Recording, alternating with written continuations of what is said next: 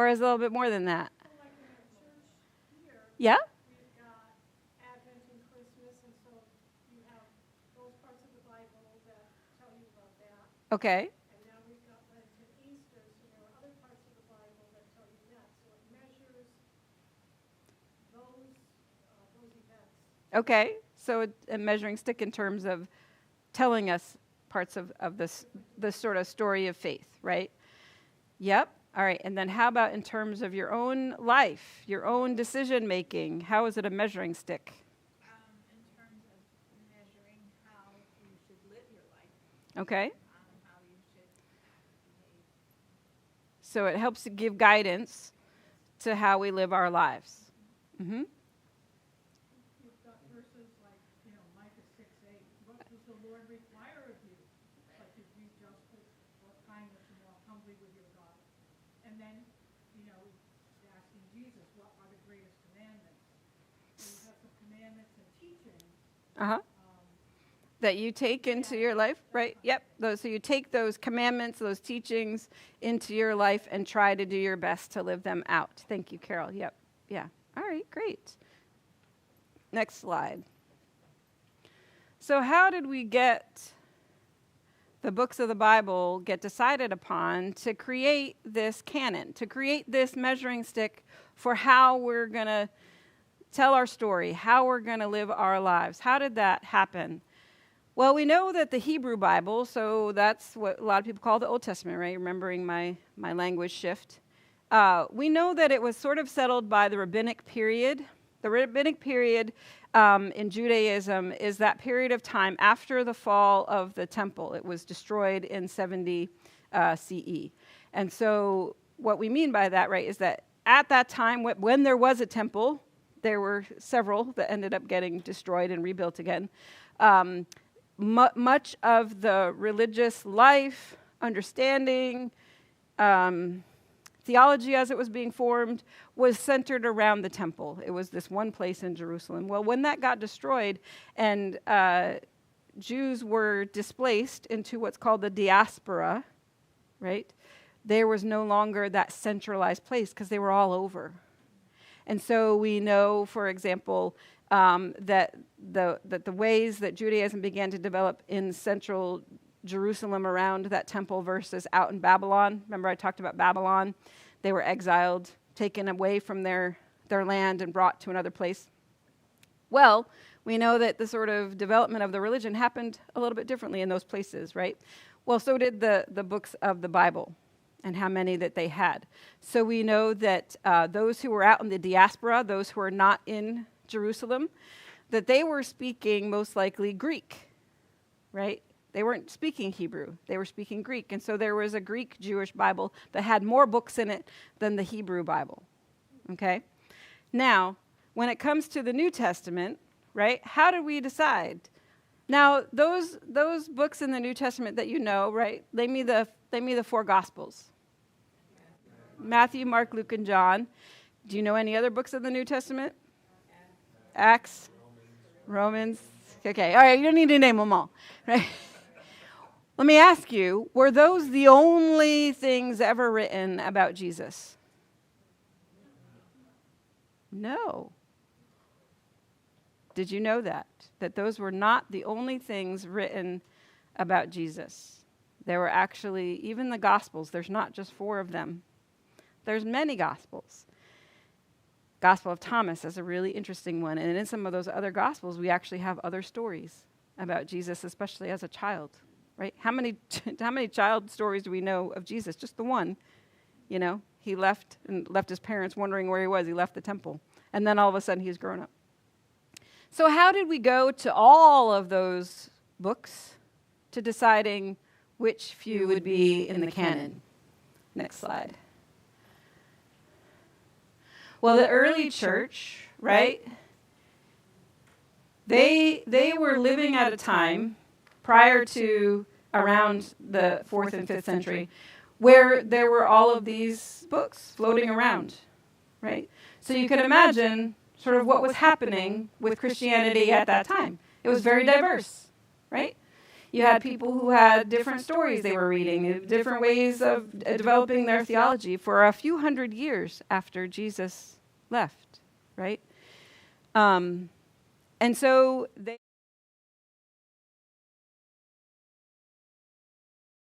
as such as they were identified at the time, emerging, they held these big, huge councils.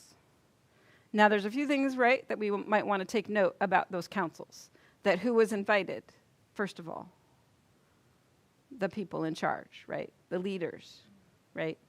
The male leaders, I might also suggest, were in the room.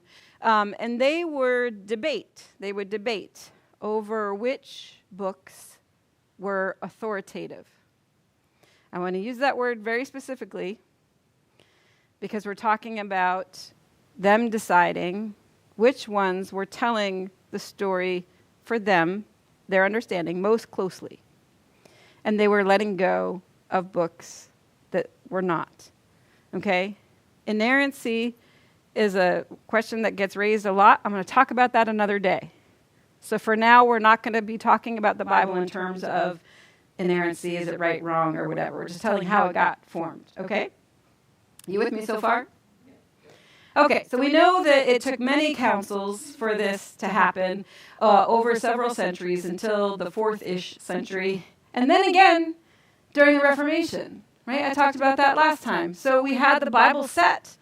And then all of a sudden, the reformers, right, who are resisting what's been happening in the Roman Catholic Church, decide that, no, we have to make some changes. Okay? Now, they're not drastic, maybe, in that my modern psalm wasn't considered to go in there.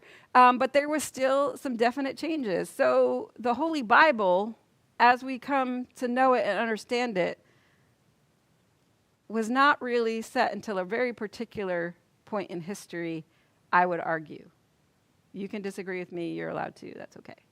But just from what I know of the history of the formation of the Bible, it took a while. We also know, for example, these amendments to the New Testament, based on literary criticism, that they were not floating around at the same time as the original books. So I picked out 2 because I'm going to be talking to you about 2 of them in the next couple of weeks. The first is it's called the longer ending of Mark. I'll talk about this one on Easter. So we know that sort of based on the language, that was not original to Mark's gospel, those last verses. I'll talk to you a lot in the sermon about what that means. So that's the story of Jesus after he was crucified and raised from the dead. Okay? I'll talk to you about that in Mark. And then in John 8:11, I think this is my sermon next week, there's an amendment in there as well that we scholars say most likely didn't appear in the Gospel of John because of the early texts that they had. So the earliest ones did not have this story in it until about the 4th or 5th century.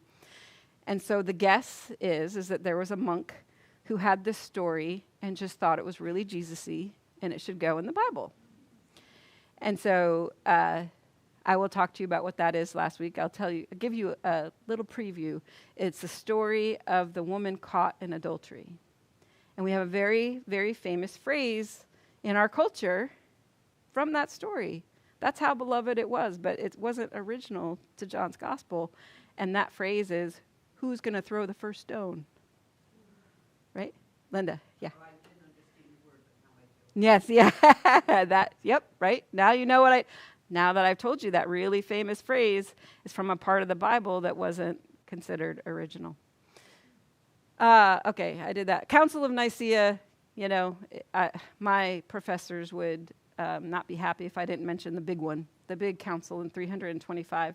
So the Council of Nicaea was one that was really defining really clearly not only the books of the Bible, but theology at the time, as well as the date of Easter. So if you ever wondered when did they decide when Easter would be, now you can tell people 325. We've been doing this since 325. Because there was debate over when Easter should be. That being the highest, holiest of days. And so, yeah, Council of Nicaea in 325. And we know that, remember Constantine? Have you heard of Emperor Constantine? Legalized Christianity just a few years later in 330. So he was very concerned. He actually had that council called. His mother was a Christian. He was not until his deathbed. He called that council because he was concerned for the state of the church, that it was so divided, that there was so much diversity in it. And so he wanted this council to gather so that they could nail things down, so to speak. He wasn't Christian until his deathbed. His mother was. Yeah. Helen. Mm-hmm. Yep. All right. Okay. You with me so far? You got this? Okay. Next slide. Okay. So then, right, we're going to go a few hundred years later, right? We remember the Protestant Reformation and all of that, and Luther's 96 Theses that he nailed on the Wittenberg church door, and the criticism of the Catholic Church at the time. Well, that was a pretty extensive criticism. 96 plus criticisms. And so there was, as the Protestants were trying to figure out who they were and what they stood for, one of the key things was this concept of sola scriptura, which means scripture alone, which was that was a really pretty a big deal, because before that time, the only authority was the church. First of all, no one had access to the Bible. They didn't really know what it said, and it was spoken in a language they didn't understand. So we know that we have, right, by that time we've got German, we've got Italian, we've got Spanish, we've got English, but the church mass was done in Latin, right? So no one really understood, and you just did what the church said. Well, the Protestant reformers, who started with a bunch of academics, of course, with Martin Luther and others, they knew, and they felt that as they read things, that it wasn't quite. They didn't feel that the Bible was saying that we should only listen to the church. There were some other things. So sola scriptura, they argued that Scripture, not the church, is sufficient and clear, providing everything necessary for salvation in life. That would be why things like in Protestant traditions, we don't have 7 sacraments, right? Well, first of all, we're going to jump over the other people that do have sacraments. They don't have 7, but to Baptists, we don't have any sacraments, right? What do we have? We have communion and baptism. Ordinances is the word, right? So Baptists, looking at the Bible, thinking the Bible was more authoritative for us than the church, say, nowhere in there does it say that this is the only way you can receive God's grace. We read that part saying pretty literally, all it is a commandment. Jesus said, do this. And there's only 2 times he says that. When he's eating the bread, right? And go and baptize. So that's why we only have 2. Okay? That's a little extra Baptist history in addition to that. So sola scriptura. Now, we also know, right, that around that time, in the 16th century, that as more people were having access to this, that they were then reading the text and wondering. And I thought this quote from Thomas Linacre, the personal physician to King Henry VIII, right? King Henry VIII was a big part of the Protestant Reformation in England, right? So he wanted to get divorced, and would the church let him? No. So what did he do? He not only killed his wives, he created a whole other church, right? Then who was the head of that church? The king. The king, not the pope, right? Okay, well, anyway, so his personal physician, upon reading the Greek New Testament, as you don't want to counter the king, says either this is not the gospel or we are not Christians. So taking a look at the way they were living under the Roman Catholic Church, they were starting to question. From the other point of view, from the Catholic point of view, critics argue that sola scriptura is not taught in the Bible, and that Scripture itself points to the authority of the apostolic tradition and the church. So they argue the opposite, right? So apostolic tradition, anybody I know I have some people who grew up Catholic. Do you know what that means? Okay, that's okay. No worries. So the apostolic tradition is the passing on of the inerrancy, the authority of the running of the church from one pope to the next, starting with Peter, right? So in the Roman Catholic tradition, the first pope is Peter, because he was given the keys to the kingdom. And so every pope after that, in that line of succession, through the ways that they are discovered and found, that's what's called the apostolic succession. The rock and the, yeah, keeper of the keys. Yeah. Okay. All right. Great. All right. So as we know, shifted again around the Reformation with what's in the Bible. Okay. Next. All right. Now, we know that things are still then relatively fluid around the Holy Bible with the Protestant Reformation. But there was an invention, I believe, that changed how we view the Bible forever. What would that be? A printing press. So on the left-hand side, you have how Bibles were reproduced, right, by the monks, and they had to do a handwriting. You know, I love have you seen illuminated manuscripts from the Middle Ages, right, from the medieval times? They're so beautiful, and I feel like my explanation of that is that, well, all of that copying, do you remember copying when you were kids? You had to copy and copy and copy. I think they got bored, and so they started doodling. And that's the and they made beautiful doodles in their Bibles. All right, so who do we have over here on the right-hand side with the printing press? Do we remember? Gutenberg, Johannes Gutenberg. Next slide, please. In Mainz, Germany, in 1455, printed the Gutenberg Bible. How would you like to have a Bible named after you? That was pretty cool. And that was a copy of the Latin Vulgate from 382. When did I tell you that the council happened? Okay. So there was a whole bunch of debate for a few decades over which version of the Bible should we read. Should we read the one that's in Hebrew and Greek? The one that's all in Greek? Or the Latin one? Okay? They chose the Latin one. It's called the Latin Vulgate.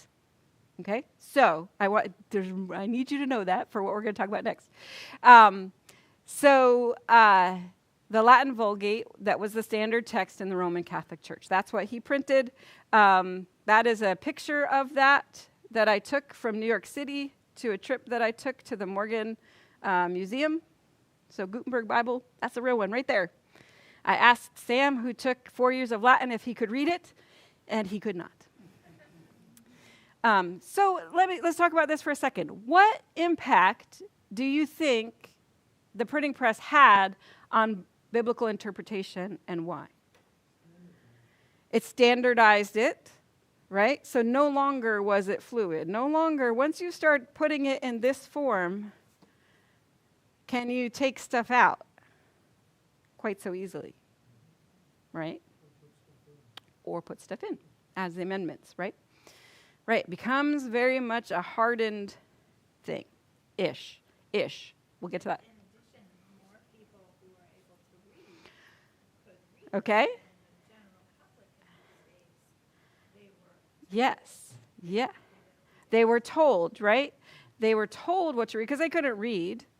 The majority of the masses and even the scholars, right? They were all depending upon the Latin version of that. And so all of a sudden you had the Bible with the potential to be printed in all kinds of languages, started to get spread out as people gained experience in literacy.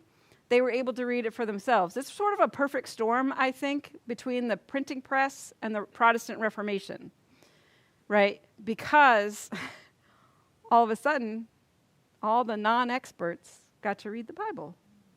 And it just exploded to what we have today, right? Where even we get to read the Bible. Pretty cool. All right, so versions. We're going to move on into versions, I think. Next slide. Okay. Other versions began to appear and be used as the authoritative version and continued debates over translation. All right. So, pretty quickly, we get into the problem of which version is the official version. All right, so look at the time period. 1526 is the earliest there to 1568. That's only 40 years. And already, we have how many versions of the Bible just in English? I didn't tell you German. I didn't tell you Italian. I didn't tell you Spanish. I only told you English. And then there's what the king thinks. Okay, next slide. You get it. You're getting it, right? Okay, so the King James Version. It's fascinating version and story as to why it came to be. King James I in 1604 was getting a little irritated with the standard, what the most common Bible being used was, the Geneva Bible. And he wasn't really irritated by the text necessarily so much as what was being commented on in the margins. So if you've ever opened a Bible, you'll notice, somebody have my study Bible? You can just grab my study Bible. There'll be lots of comments about it because there's still debate even today going on about what the words mean and where did it come from and which ancient sources are we looking at to make these determinations. And so he was pretty upset about what was going on in the margins because they were a little political. And so he gathered together 50, you can just pass that around. Just open it up anywhere and you'll see what I mean by the notes at the bottom.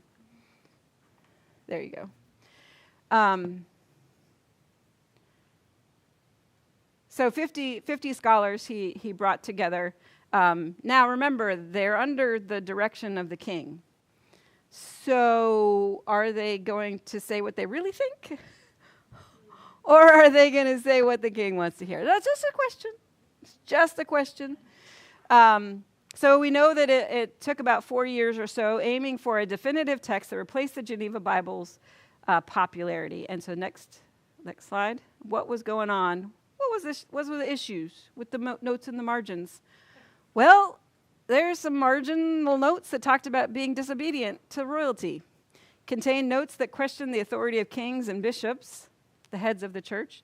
A note on Exodus 1:17, for example, justified disobedience to a tyrant king, meaning Pharaoh, stating that the midwives' disobedience was lawful. So the midwives in the story of Moses, right? So the Pharaoh had said, we're going to kill all of the babies. The midwives, Shiphrah and Puah, decide they're not going to follow that rule. And we have Moses, right? Moses gets to live.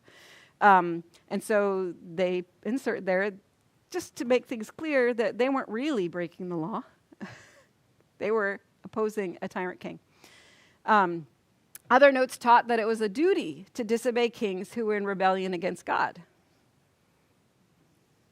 Criticism of leadership. The notes sometimes referred to Queen Mary of Scotland, James's mother, as Jezebel.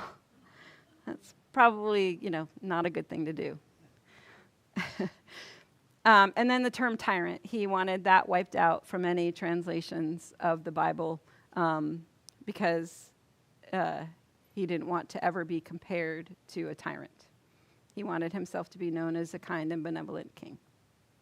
Okay? All right. Because King James is pretty popular. All right. Next slide. So what's the deal with all the versions of the Bible? And are all versions created equally? All right. So I've asked you to bring a Bible down here with you. What version do you have? New International Version, Living Bible, New Revised Standard, or Revised Standard Version. The red ones from the sanctuary are Revised Standard. New International Version. All right, well, I'm going to get to that in a second. There's a difference between a translation and a paraphrase. All right, here, I brought a Bible down. I just wanted to show this to you. You ready? So this is one of my Bibles that was given to me in college in my Hebrew class. And so to open this Bible, you don't open it this way. You open it this way. And so anyone that wants to read from this Bible are welcome to do so. Just take a look. I shot that as my show and tell for my Bible that I used in college and seminary. All right, so for our next part, though, I do need to make sure that I've got certain versions out there. So we have a King James version on the table, the NRSV, somebody's got NIV, Contemporary English Bible. I think I might use the Living Bible. I'm not sure. I just want to make sure. If I need to, I might ask you just to pop up and get me one from the table. All right, so first I want to say the difference between a translation and a paraphrase. Can you guess what the difference might be? Let me just ask you. What do you think a difference is between a translation and a paraphrase of the Bible?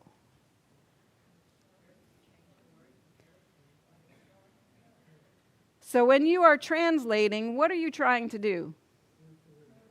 Word for word. You're trying as close as you can to make a word for word translation. It's hard to not use the word translation in the definition of translation. A word for word replacement, right? So that in the language that you're trying to convert it to, it makes sense to the people who does that. Now, right off the bat, you're going to have an issue. Are you not? Right? Because we don't talk the same way across our languages, and the words mean different things. There are even some words that we know don't have an English equivalent, right? And so translators are challenged. And so right off the bat, I want you to realize that there is going to be interpretation involved, right? So the straight letter of the law, how straight can it be if we're having to make decisions and choices about what the words mean when we're going from one language to the next? So, and also, where are you starting your translation from? Are you starting your translation from the text as we have them when they were being formed thousands of years ago, hundreds of years ago, in their original ancient languages? Are you translating from that? Or are you translating from somebody else's translation into Greek, Hebrew, Latin, right? Latin didn't occur until much later in the story. So I just want you to be aware of that, because my easy questions are harder to answer than you think, right? And who is doing the translating is a great question. So before that, paraphrases, right? They're not trying to make a word for word connection. They're trying to do their best to take a text and make it as relevant and understandable possible for the language that they're working into. And so paraphrases are wild rides, a little bit, because sometimes I look at them and I was like, where were you going with that? Where did that come from? Because it's so far off the mark from what a direct translation would be. So what Bible are you looking at? Is it a translation? Is it a paraphrase? Good. Those are questions to ask. Yes? Are they still working in a paraphrase from two different languages, or are they working like taking an English translation and then paraphrasing? That's a great question to ask. The person for whom you're buying your Bible from, how did you get there? Because they're doing it multiple ways. They're doing it sometimes from the languages, sometimes they're not at all. Okay, so if that matters to you, my question down here for any of this is, does it matter? Now, it matters to me because I'm a minister and a Bible geek, but does it matter? It's a question. We're gonna look through some texts and say, you're gonna ask yourselves, does it matter that they say it that differently or not? Does it really matter?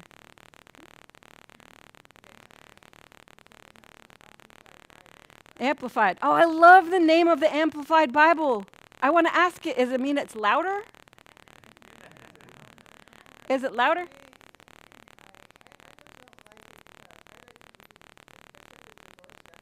Yes. The verse, the way you remember it. Right. Right, right. It does, right. So, yeah. Right. King James Version, 23rd Psalm. That is the one thing from the King James Bible. I actually have it inserted in my NRSV to make sure that when I'm doing services where we want to read that, we're reading it in that version, right? Because it's not only for you, but for people who are not a part of the church, that's the version they know. It's that familiarity is a comfort. You start to mess with people's comfort, and yeah. Which is probably what I'm doing here, but you know I love you for messing with your comfort level.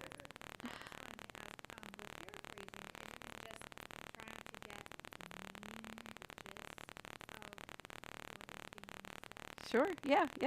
Trying to explain it, interpret it, but then you have to ask my next questions, right? Who's doing the translating or the paraphrasing, and why? Why are they doing that? Do I keep standing in your way? Okay. Why? What reason do they have for translating? And we know that whenever we do that kind of work, there's going to be some kind of bias involved.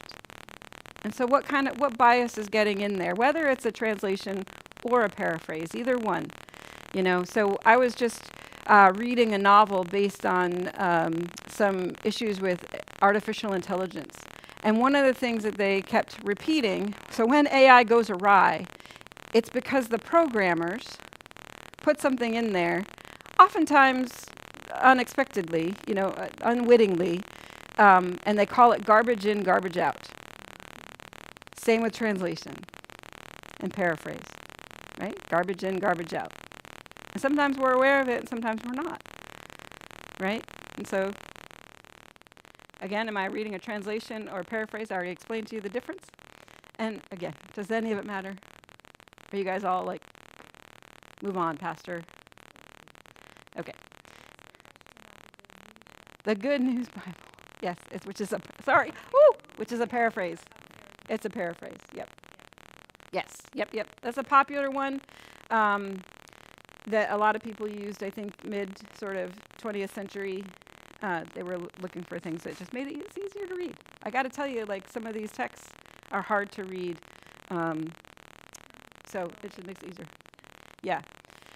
So all right. So we're going to get into some work with some versions, and are they all created equal? Depends on what you're valuing, right? Next slide. All right. So, exploring different versions of the Bible. I just explained to you all of that sort of background on that. And now we're going to wonder about this. Is there a problem with that or not? I think it makes answering, when somebody says to me, what does the Bible say about blank? Just fill in the blank with anything. I think it makes it an interesting conundrum, right? Because right off the bat, you have to ask, which Bible? Right? Are we going to go back to the original Greek, and you guys want me to start a class for you on Greek and Hebrew? Latin? No. All right, you don't want to go that far. So if you're not going to go that far, then you're relying on somebody's interpretation.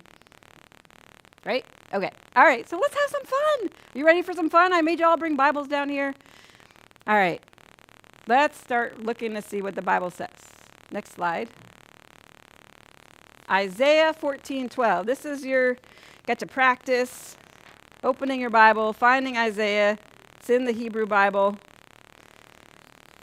Chapter 14, verse 12. Does everybody know what that is when I put that on the screen? That's the chapter and the verse. 14 is the chapter, 12 is the verse. How fast? Yeah, when we were kids, right? How fast can you find it? All right. Now, do we have a mic to be handed around? Is it too hard to? Okay. All right. So what I'll do is I will read it after the person reads it. But the first one I want us to read is, let's see, what does the? I'm not going to start with KJV. Let's start with NRSV, New Revised Standard Version. What does it say? 14:12. Yeah, you can do it. All right, you can cheat and you can look on the piece of paper. I put this there for you to be able to take home because you're not going to be able to take home all the versions, but I am going to make you actually open the book, find it, and read it. I do not. I do not. I'm not. Yep. So I need the NRSV. Who has the NRSV? My study Bible. All right, Kevin. How you are fallen from heaven, O dear star, son of dawn.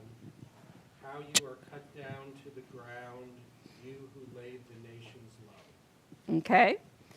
Thank you. How you are fallen from heaven, O morning star, son of David. How you are cut down to the ground, you who laid the nations low. That's for my friends on YouTube.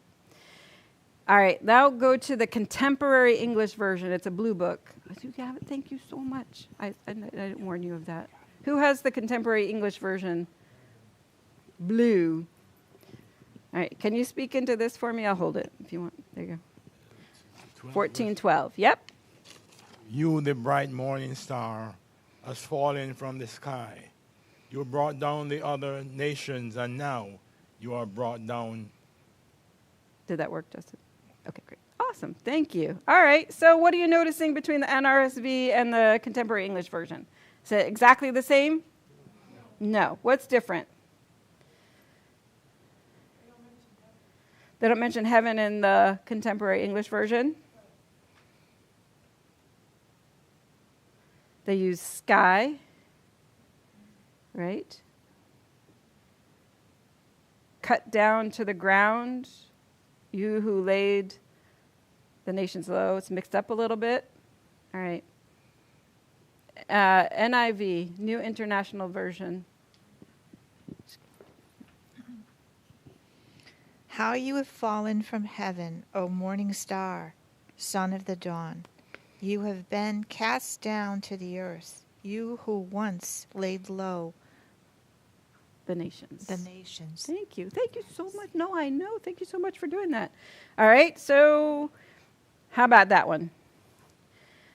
Morning is not capitalized. Dawn is not capitalized. Does it matter? You're going to read the King James for me next. Yeah, all right. Okay. The King James, how art thou fallen from heaven, O Lucifer, son of the morning?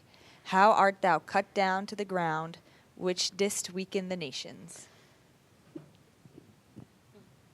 Is that one different?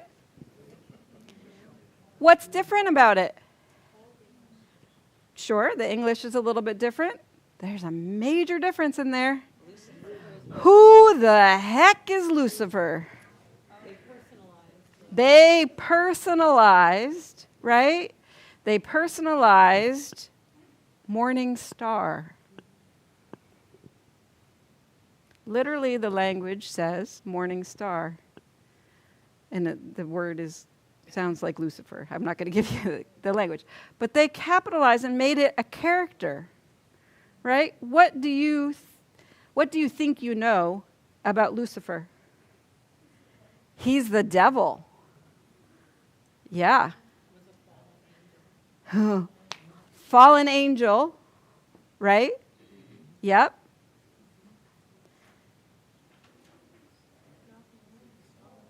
All right, y'all. You know where we got Lucifer and the fallen angel from? Not the Bible. John Milton's Paradise Lost. John Milton's Paradise Lost. Have you read it? Yeah. It's a paraphrase-ish. Right? So, does that matter that at least Isaiah says nothing about the devil, and we've assigned all of these things to the devil based on that, right? Fallen angel. Nowhere else in the rest of the Bible is that ever talked about. Does that matter? Leave that as a rhetorical question. It's weird because morning star is often a way that Jesus is referred to in some traditions. That is, yeah. I don't know what we would do with that. Right, it's confusing. I don't know what we would do with that, right? Okay, all right, next slide. We'll go to another one. How about New Testament? Let's go see what's going on in the New Testament. Let's start with Matthew 5:22. We're going to start with KJV since you got the microphone. All right, you got to read it. Yeah, I'm just going to read it from the packet. But I say unto you that whosoever is angry with his brother without a cause shall be in danger of the judgment. And whosoever shall say to his brother, Raka, shall be in the danger of the council. But whosoever shall say, Thou fool, shall be in danger of hellfire. All right. Just from that, what is that trying to say? Can you tell? No, it's a little hard. First of all, we have no idea. Like, I should not say to Kevin, Raka. Do you have any idea what that means? No. Okay. Yeah, we're not there yet. Not in the King James, it wasn't. Okay. Contemporary English version. All right, so something going on about talking to each other. What happens? All right, CEV. Okay. But I promise you, if you are angry with someone, you will have to stand trial. If you call someone a fool, you will be taken to court. And if you say that someone is worthless, you will be in danger of fire from hell. Woo, boy. Yowza. All right, so now what are we starting to understand about what this text means? What are you guessing so far?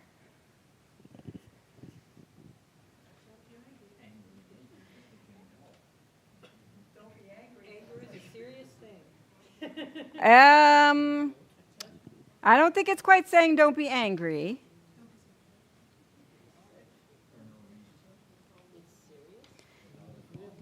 If you take it out on someone, then you will be taken to trial. If you say that someone is worthless, you'll be in danger of the fires of, what are the fires of hell? You don't know, but it sounds awful. It does not sound like a good place, right? Mm-hmm. All right, so I love how different versions decide which things to footnote and give us a little bit of more information to understand. So CEV only gives you a footnote for someone. Like, in case you weren't clear what someone meant, it means that the Greek text has brother, which may refer to people in general or to other followers. Okay? That's all the information they're going to give you. NRSV, is that you, honey? Oh, yeah, Yeah. I have it. It's got lots of footnotes. Ignore them. But just read it to me. But I say to you that if you are angry with a brother or sister, you will be liable to judgment. And if you insult a brother or sister, you will be liable to the council. And if you say, you fool, you will be liable to the hell of fire. All right, so what's different there? What happened? What happened in the NRSV? Oh, wait, we're adding in another person. We're women, right? Does that matter? Yeah, maybe it's only if you say something bad about a man, you're in trouble.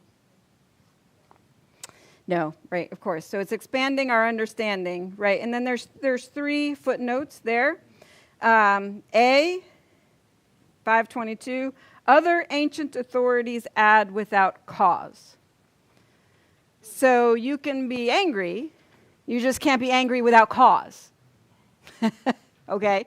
That's some ancient authority. So why are they throwing that in? What are they telling you with that?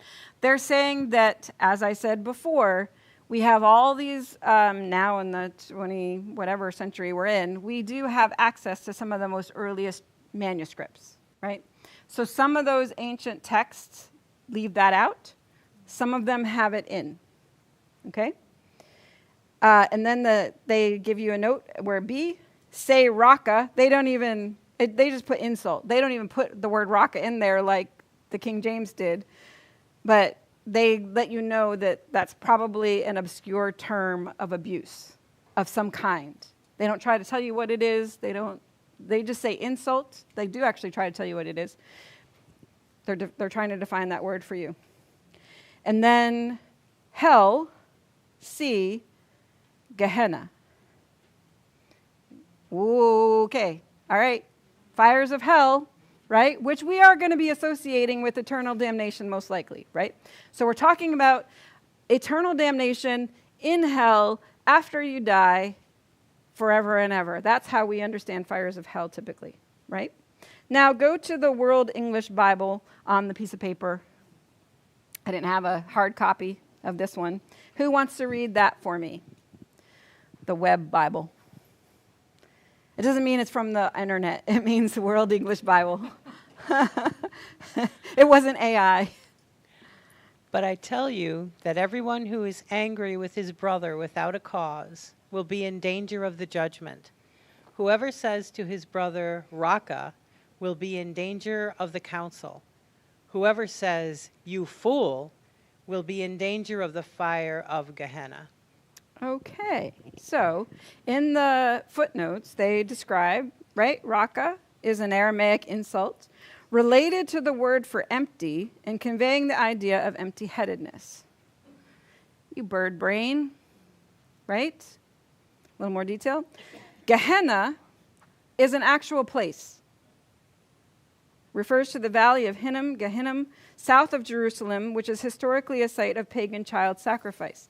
So if you were to take a literal translation, which the WEB is the most direct translation, and not add any interpretation into it, the person that's going to be hearing this from you is just going to remember, oh, you don't want to be like that dump out there. You don't want to be like that bad place.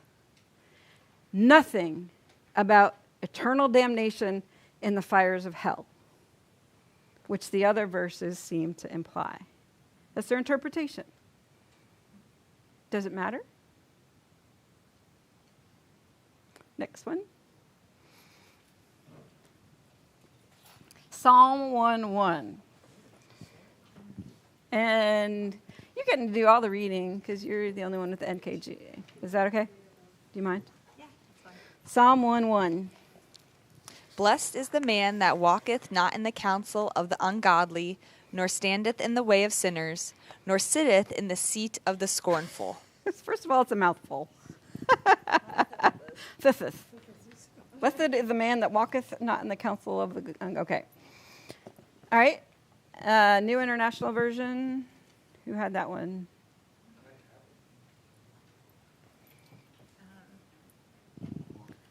Here you go. Oh, I really can't see. That's okay. That's okay. So small. I know, it is. Yep. 1:1. Mhm. Blessed is the man who does not walk in the counsel of the wicked, or stand in the way of sinners, or sit in the seat of mockers. Okay. The NIV doesn't even agree with itself because the version I had said, blessed is the one who does not walk in the way or stand in the way of someone in the company of mockers. Okay. NRSV, you again? I'll do it. Happy are those who do not follow the advice of the wicked, or take the path that sinners tread, or sit in the seat of scoffers. Now, these are wildly different. How about my friend, do you want to do the contemporary English version again for me? God blesses those people who refuse evil advice and won't follow sinners or join in sneering at God. Where did sneering at God come from? What? Okay, and then the message. Why didn't bring the message down? Okay, so the message is a really, really popular modern paraphrase. A few years ago by Eugene Peterson. One of my criticisms of the message is it was done by one guy. So this is all Eugene. But here, I love, just because you need to read something different, right? How well God must like you. You don't walk in the ruts of those blind as bats. You don't stand with the good-for-nothings. You don't take your seat among the know-it-alls. Oh, what's...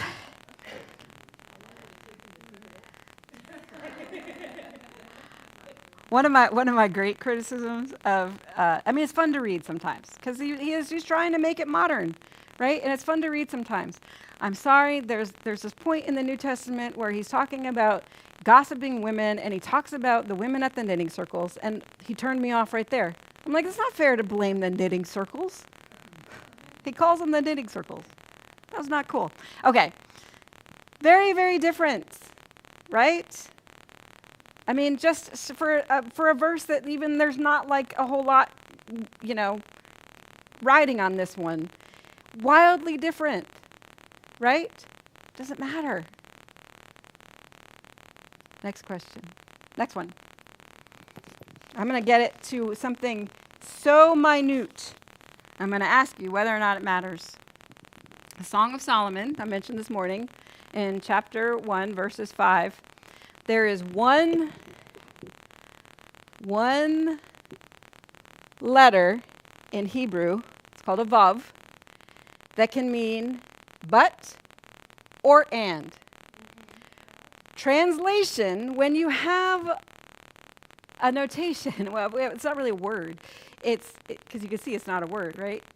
It gets attached to another word, right? When you have something that can be read as but or and, those are two really different things that happen in an English sentence, aren't they? Right? So what happens? You could read from there or whatever. NIV, dark I am, but lovely. I am black, but comely. I am weathered, but I love the message. I am weathered, but still elegant. Oh, okay. All right. We didn't take black out of the equation, but literally the word is black or dark. Living Bible, Good News Bible. I am dark, but beautiful. Contemporary English Version. My skin is dark and beautiful. NRSV. I am black and beautiful. Does it matter? Do you read those differently, or are they all the same? It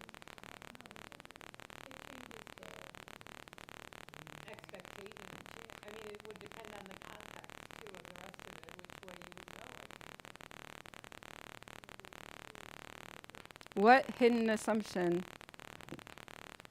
do you see? Right. Or don't feel that way, right? I'm happy, but not today. I'm good, but, right? It's a drawing back, not an exclamation.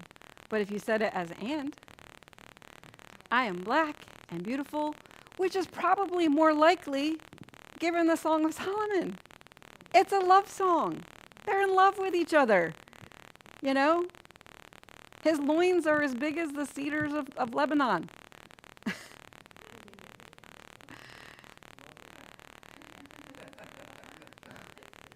So, versions doesn't matter. All right, is that enough for today? So when somebody asks you, what does the Bible say? What are you going to answer?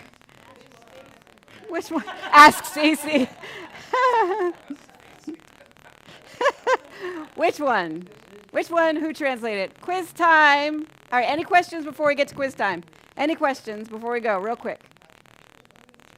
I promise some of you have asked some really tough questions. I will get to them eventually, but I needed you to have this background before I answered them. Before we talk about discrepancies, before we talk about how the Bible actually gets applied in modern life, I needed you to understand all of that stuff, okay? To make your own decisions about what you believe. So, really quick quiz time. This time is multiple choice. I made it a little easier on you. You ready? Quiz time. Of what wood was Noah's Ark made? Gopher wood, acacia wood, cedar of Lebanon, or oak? Who says cedar of Lebanon? Who? Which version? Who says gopher wood? Who says acacia wood? Who says oak? Genesis 6:14 says gopher wood. I know.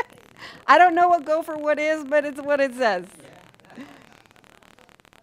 What was the first of the 10 plagues of Egypt? Do you remember the 10 plagues? So Moses tells to Pharaoh, now all these plagues are going to come. What was the first one? All right, everybody go back and rewatch the 10 Commandments with Cecil B. DeMille.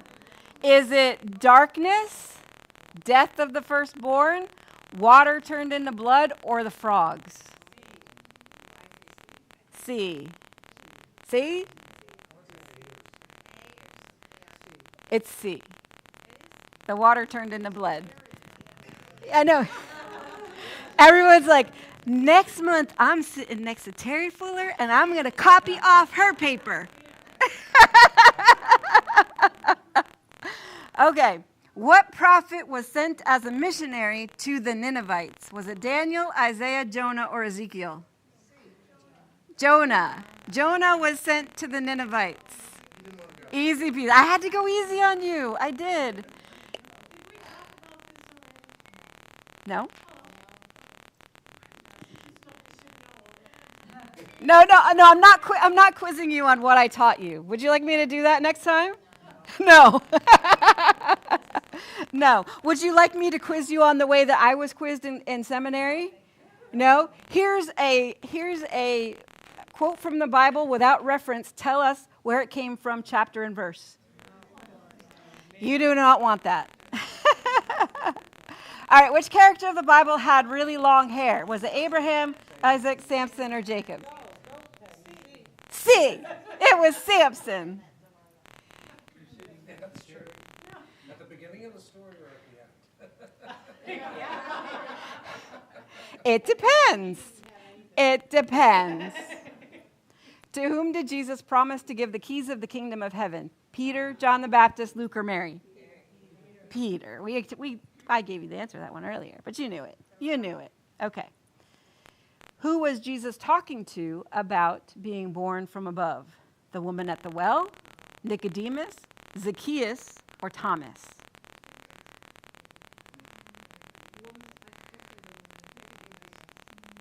Woman at the well, Nicodemus.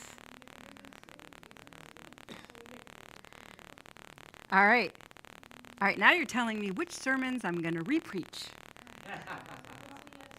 Nicodemus. Nicodemus repreached probably this summer. No, just kidding. All right. Next, do I have more? I don't know how many I have. I had too much fun figuring this out. Is that it? Okay, 3 more. Real quick. Who replaced Judas and became the 13th disciple? Justus, Bartholomew, Matthias, or Philip?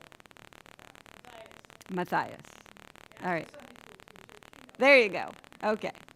What was Paul's occupation? The letters of Paul, right? Was he a fisherman, a carpenter, a lawyer, or a tent maker? I had some people, some were very confident about lawyer. He was a tent maker.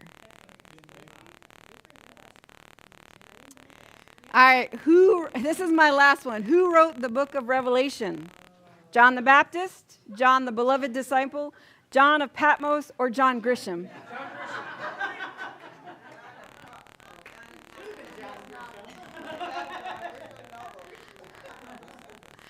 John of Patmos.